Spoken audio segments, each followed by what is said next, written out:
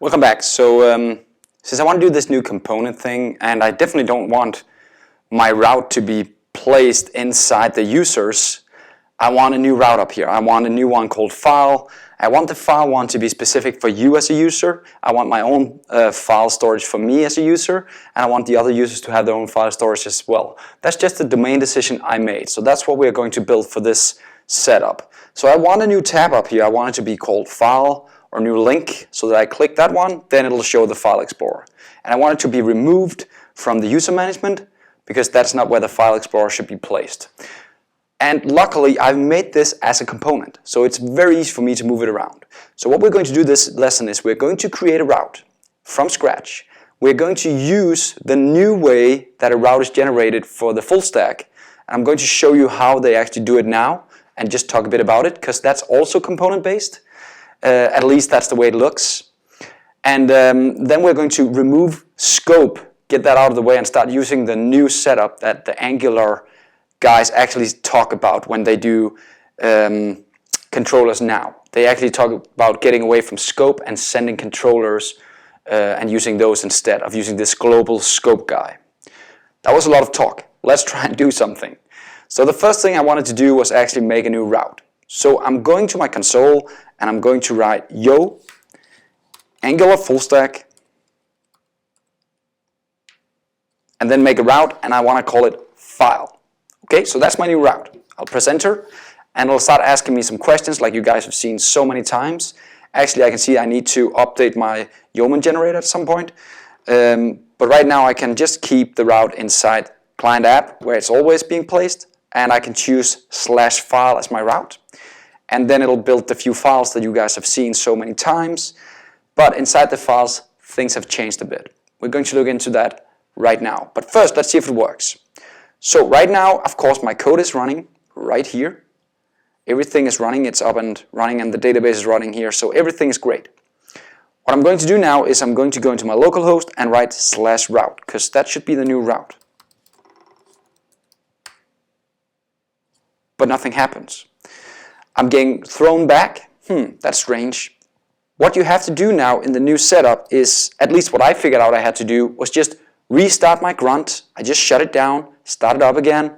It reloads everything. I get a new Explorer here, and now I can actually do it. And my guess is, the problem here is that we're using directives behind the scene or components behind the scenes, and they need to be compiled to make this work. So if I do a /file now, I'm in the file view. There might be other ways to do it. That was the easiest way for me, just restarting my grunt, everything is running. Okay, but we do not want it to type this as a file view. That's just not enough for me. So let's have a look at how we can actually move the view from the user, where it's at right now, right here, into the file HTML, just to show you how simple it is when you're using components. So I'm going into my file view here, and at the very bottom here, I have something called FileExplorer. Let's add the footer as well. So I'll just copy all of this.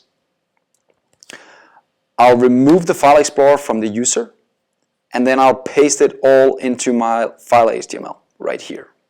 I'll go back and I'll take the navbar as well, just so that it looks the same, and I'll move that to the file guy right up here. So this is the code I'm ending up with for the actual file view. Notice that the File Explorer is actually a component. So that's something that I have somewhere else. It's actually down here in the components folder. We'll look into all of that, but I just wanted you to see how easy it is for me to move a component from one place to another. So I just saved all of this, and let's see what actually happened now. Now I have a beautiful File Explorer if I write /file, and if I go into the user page right here, it's gone. So I just moved the component. Just notice how easy it was for me to move it. Not only that, I would also very simply be able to actually reuse it if I wanted to use it in multiple places. That's the power of components. That's one of them. Okay, so I also want the tab up here, and then we'll stop this video. So let's just figure out how we add a new tab to the navbar. Going back to the code here, scrolling down, finding the components, navbar. And then we have the navbar HTML guy right here. And in here, right now, we're adding the user one if you are an admin. remember, I wanted to add a new guy if you are logged in. So if I'm logged in, let's see if that is already available in the controller. If not, I'll add it. And then I want to say this is file.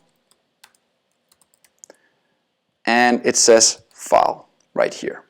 And the name of this guy has to match the name that we have inside the provider up here, the state. So I'm in the file.js file, there's a state called file, and if I go down again to the navbar, that guy has to match that state. And that was why I wrote file here in the UI sref. That should be it. But let's just figure out if the navbar controller actually has a way to figure out if people are logged in or not. Going into the controller, and here it actually does have one already, saying this is logged in equals auth is logged in. Everything should work. Let's have a look. Here's the new tab. I'll click it, and I'm being thrown back. So something is still not working. Well, it just had to refresh, and now it actually is working. So it was just a refresh. I just pressed too fast. That's all we had to do. Now I moved to FileExplorer. Next, we'll figure out what it actually is, the FileExplorer. See you in the next lessons.